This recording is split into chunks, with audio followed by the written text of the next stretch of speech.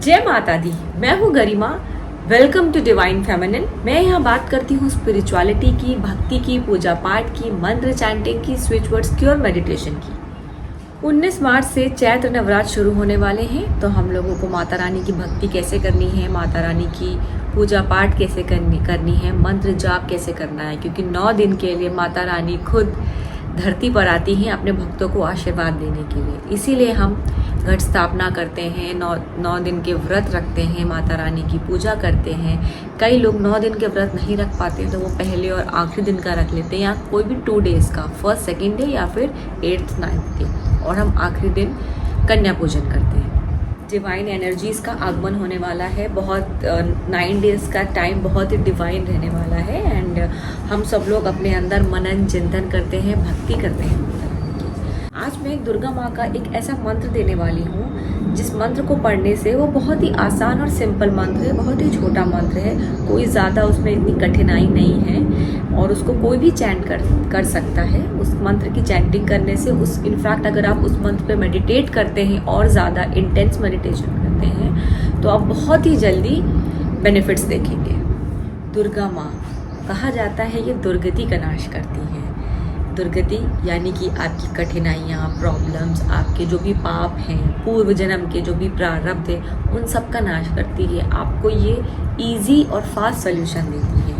देवता भी जब भारी संकट में पड़ गए थे तो उन्होंने भी माता रानी को पुकारा, माँ भगवती का उन्होंने चिंतन मनन किया था। फिर माँ भगवती आई और उन्होंने महिषासुर का वध किया। हम सभी लोगों को पता है कि महिषासुर एक बहुत ही खतरनाक राक्षस था। उसने बहुत ज़्यादा आतंक मचा के रखा था, बहुत प्रॉब्लम्स क्रिएट की थी धरती पर लोगों पे। इनफैक्ट वो तो दुर्गा माँ पे भी बहुत ज़्यादा उसने पूरी तरीके से फाइट की थी। सो आजकल के इस समय में देखा जाए तो महिषासुर क्या है? ये महिषासुर हमारे अंदर का वो राक्षस है जो हमारी प्रगति होने से रोकता है। जैसे कि हमारा आलस्य, laziness, sometimes we feel like कि यार मेरा ये करने का मन नहीं है। मन क्या है? ये मन भगवत गीता में श्री कृष्ण भगवान बोलते हैं, मन के गुलाम मत बनो, मन को अपना गुलाम बनाओ। जो बहुत ही फेमस फोटो है कृष्ण भगवान का सारथी बने हैं वो अर्जुन के, जिसमें वो उनके रथ के संचालक है, उनके कंट्रोल में है। तो वो सब क्या है? वो जो रथ है, वो जो घोड़े हैं, वो हमारा मन है। सो हमें अपने मन की लगाम अपने हाथों में लेनी है। तो जो ये मन है, जो हमारा मन करता है, ये मन करने का मन नहीं कर रहा है, हम कोई भी नया काम शुरू करते हैं उसमें हम समटाइम्स, कुछ लोगों के साथ ऐसा होता है कि हम एक कंसिस्टेंसी मेंटेन नहीं कर पाते। तो वो कंसिस्टेंसी मेंटेन ना कर पाना वो क्या है? वो हम सबके, हर मनुष्य के अंदर का वो महिषासुर है जो उसको आगे बढ़ने से, सक्सेस की राह में जाने से रोकता है, उसकी खुशियों के आगे आता है। तो महिषासुर क्या है? हमारा आलस्य और हमारा ईगो। इंसान का जो अहंकार होता है ना, अहंकार कहते हैं ना, अहंकार तो रावण का भी टूटा था। रावण के अंदर भी बहुत अहंकार था कि वो बहुत ही विद्वान है, शक्तिशाली है, उससे ज़्यादा शक्तिशाली कोई नहीं। उसने काफ़ी तपस्या की थी। इनफैक्ट महादेव के तो वो बहुत बड़े भक्त थे।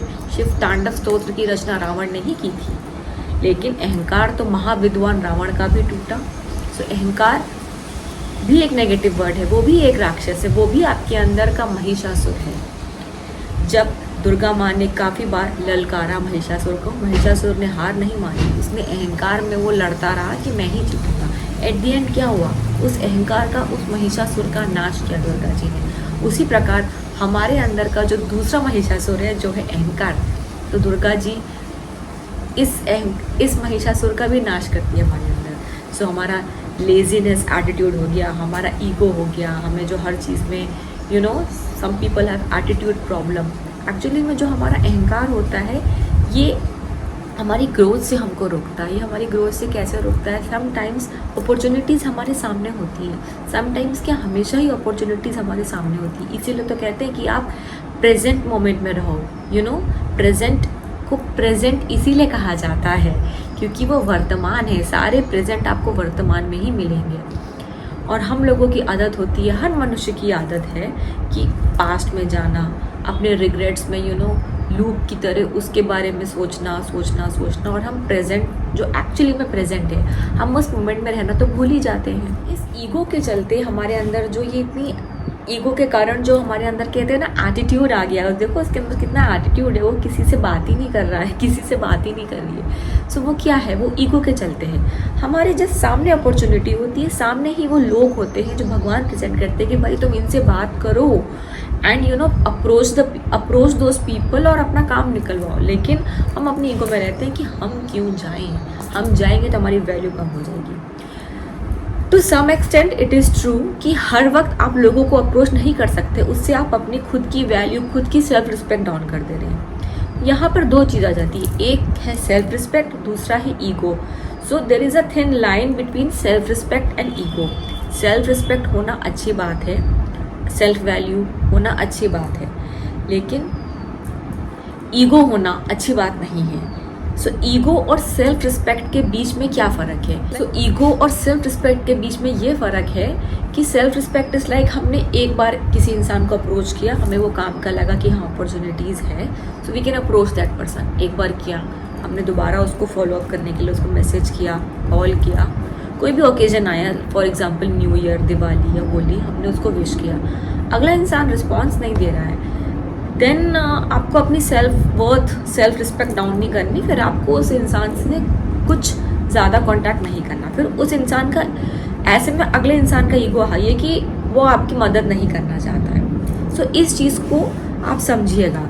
तो यहाँ पर आप सेल्फ रिस्पेक्ट दिखा रहे हो, लेकिन अगर अगले इंसान ने बोला है कि this is my card, this is my number, you can come to my office at any time, और हम आपका जो प्रोजेक्ट है, आपका जो भी ये काम है, विल वर्क ऑन इट, उसके बाद हम वेट कर रहे हैं, यू नो हम लोग कि हम क्यों बोलें, उसने मुझे कार्ड दे दिया है, आप बड़ा आया, अब वो खुद ही मुझे बात करेगा तो मैं बात करूँगा, वो चीज़ गलत है। वहाँ पर we are losing that big opportunity जो हमारे सामने खुद ही आई, खुद ही हमको अपने कॉन्टैक्ट डिटेल्स दिया और हमने उस इंसान के साथ फॉलो अप नहीं किया, तो वहाँ पर हमारी गलती है। इस चीज़ को हम सेल्फ रिस्पेक्ट नहीं बोलेंगे, इस चीज़ को बोलेंगे कि हमारे एंड से ईगो है। अगले बंदे ने अपनी डिटेल्स दी कि भाई बात करो, और अगले इंसान जो आपके साथ आपकी अपॉर्चुनिटी के लिए बात करने को तैयार है, प्रोजेक्ट में यू नो इन्वेस्ट कर सकता है या कोलैबोरेट व्हाटसोएवर करने के लिए तैयार है, तो अगला इंसान माइट बी बिजी, आप उसको एक कॉल दे दोगे या मैसेज कर दोगे तो आपका काम ही होगा।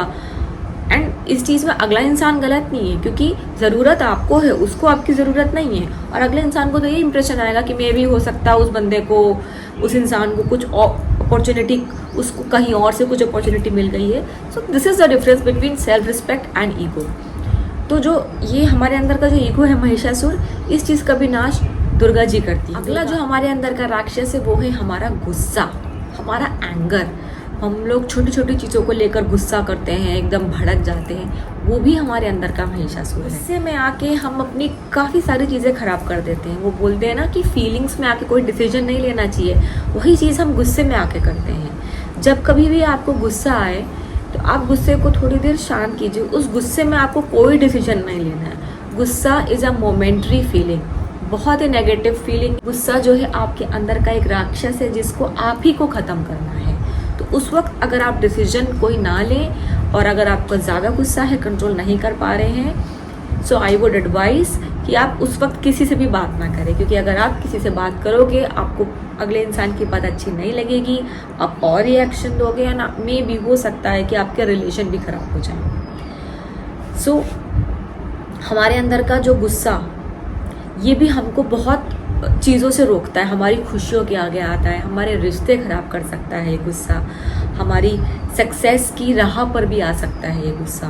अब बात कर लेते हैं इस मंत्र के बेनिफिट्स क्या हैं। सबसे पहला बेनिफिट ये है कि आपके अंदर से किसी भी चीज़ को लेकर डर खत्म हो जाता है। आपके साथ कितनी ही बड़ी से बड़ी प्रॉब्लम क्यों ना चल रही हो, आपको उस प्रॉब्लम को फेस करने की एक हिम्मत आएगी, बेसिकली एक इनर स्ट्रेंथ आएगी, और वो ऐसी स्ट्रेंथ आएगी कि आपके सामने कोई भी चैलेंज आ जाए आप उसको इजीली पार कर ले जाओगे। सी लाइफ है तो चैलेंजेस हैं, लाइफ है तो प्रॉब्लम्स है, स्ट्रगल्स हैं, बट उनको फेस करने की आपके अंदर वो हिम्मत आएगी, वो ताकत आएगी। और अगला इसका फ़ायदा है कि आपके कम्युनिकेशन स्किल्स अच्छे होंगे। जी हाँ, अगर आपको कम्युनिकेशन का प्रॉब्लम है, अब अपनी फीलिंग्स को एक्सप्रेस नहीं कर पाते हैं, आपको जो भी नॉलेज है किसी चीज़ को लेकर आप उसको भी एक्सप्रेस नहीं कर पाते हैं, तो इस मंत्र से आप अपनी फीलिंग्स को ईजिली एक्सप्रेस कर पाओगे, आपके कम्युनिकेशन स्किल्स और अच्छे होंगे। और अगला बेनिफिट है, अगर आप बहुत उदास रहते हैं, दुखी रहते हैं चीज़ों को लेके, यू कीप ऑन थिंकिंग, आप लूप में सोचते रहते हो और आपको बहुत ज़्यादा गिल्ट है किन्हीं चीज़ों को लेकर, बहुत रिग्रेट की फीलिंग्स में रहते, धीरे धीरे करके आपके अंदर जो दुख फील करने वाला जो फैक्टर है वो भी ख़त्म हो जाएगा और आप हर वक्त खुश रहोगे, हर वक्त पॉजिटिव फील करोगे। हर टाइम तो नहीं बोल सकते क्योंकि इंसान है, इंसान का दिमाग है, मूड है, सोच है, बट हाँ, जितनी फ्रीक्वेंसी से आप इस मंत्र की चैंटिंग करोगे उतनी ही फ्रीक्वेंसी से आपको फ़ायदा होगा। और आपको कोई भी अपने किसी भी रिलेशनशिप में कोई भी प्रॉब्लम आ रही है, कोई भी रिश्ता हो सकता है, फैमिली में, बाहर आप ऑफिस जाते हो, कोई भी काम करते हो वहाँ पर, तो उस वक्त भी अगर आप इस मंत्र की चैंटिंग अगर आप करते हैं तो आपके उस इंसान के साथ आपके रिलेशंस भी अच्छे होंगे। Plus whenever you are feeling low, आप बहुत लो फील कर रहे हो एंड आपको कुछ करने का मन नहीं कर रहा है, कुछ समझ में नहीं आ रहा है, बहुत कंफ्यूज हो लाइफ को लेके, उस सिचुएशन में भी आप इस मंत्र की चैंटिंग कर सकते हैं। जल्दी आपका जो लो फेज़ है, लो फील कर रहे हो, उससे आप बाहर आ जाओगे और आपको बहुत जल्दी सॉल्यूशंस मिलने लगेंगे। सो अब बात कर लेते हैं मंत्र क्या है। मंत्र है ओम दुम दुर्गाय नमः, ओम दुम दुर्गाय नमः, ओम दुम दुर्गाय नमः। ये माँ दुर्गा का बहुत ही आसान सा और बहुत ही जल्दी काम करने वाला मंत्र है। इसको करना कैसे है, इसको आप 108 बार चैंटिंग कर सकते हैं। सुबह नहा धो के किसी भी रेड आसन में बैठ के, रेड कपड़े पहन के दिया जलाइए, माँ दुर्गा जी का आशीर्वाद लीजिए, हाथ में पानी लेके आप संकल्प लीजिए कि मैं 21 दिन के लिए इस मंत्र की चैंटिंग कर रहे हैं, 21 दिन के लिए इस मंत्र की चैंटिंग मैं कर रही हूँ। जो विश है उसको आप अपने इंटेंट में रखिए एंड स्टार्ट चैंटिंग दिस मंत्र। इनफैक्ट अभी नवरात्र आ रहे हैं, चैत्र नवरात्र 19 मार्च से स्टार्ट हो रहे हैं, तो आप नवरात्र के डे 1 से भी आप इस मंत्र की चैंटिंग कर सकते हैं, जो बहुत ज़्यादा पावरफुल रहेगा क्योंकि नवरात्र का टाइम जो होता है बहुत ही पावरफुल होता है, डिवाइन एनर्जीज होती हैं, माता रानी खुद धरती पर आती हैं अपने भक्तों को आशीर्वाद देने के लिए, तो इसका आप संकल्प तब भी लेके कर सकते हो। और आप नवरात्र के लिए एक स्पेशल रिचुअल आप ये भी कर सकते हैं कि डे 1 आप फास्ट रखिए नवरात्र का एंड सुबह आप इसकी 108 चैंटिंग कीजिए और आप ये भी आप संकल्प ले सकते हैं कि 9 दिन आप इस मंत्र की चैंटिंग करोगे, 9 दिन आपको 1008 मंत्र की चैंटिंग करनी है। अगर आपके पास इतना समय है और ज़्यादा माता रानी की भक्ति में अगर आप और ज़्यादा विलीन होना चाहते हैं तो आप 1008 टाइम्स का भी आप संकल्प लेके 9 डेज़ में इसको करना है, आप ये भी कर सकते हैं। सो अब 1008 वाला रिचुअल अगर आपको नवरात्र में करना है तो इसको आप कैसे करेंगे, इसको आप अगर मॉर्निंग में, क्योंकि फास्ट होगा, मॉर्निंग में आप चाहो तो 108 टाइम्स कर लो, उसके बाद आप दिन में भी कर सकते हो। त्रिकाल संध्या जो होती है, त्रिकाल संध्या इस लाइक की 3 टाइम्स हम जो प्रेयर करते हैं, तो आप चाहो तो ब्रह्म मुहूर्त में भी कर सकते हैं, मॉर्निंग में कर लिया, दिन में कर लिया, रात में कर लिया, तो कुछ नंबर्स लेके आप कर सकते हैं 9 डेज़ का कि आपको 200 इतने फर्स्ट डे करने हैं, सेकंड डे 100 करने हैं या थर्ड डे 300 करने हैं, तो आप एक नंबर्स लेके आप चलिए। सो आपको इनफैक्ट आपको ये एक माइंड में रखना है टोटल कि 9 डेज़ में आपको 1008 टाइम्स करना है। अगर आप 1008 वाला रिचुअल करते हैं 9 डेज़ में कंप्लीट, तो आपकी लाइफ 365 डिग्री चेंज हो जाएगी।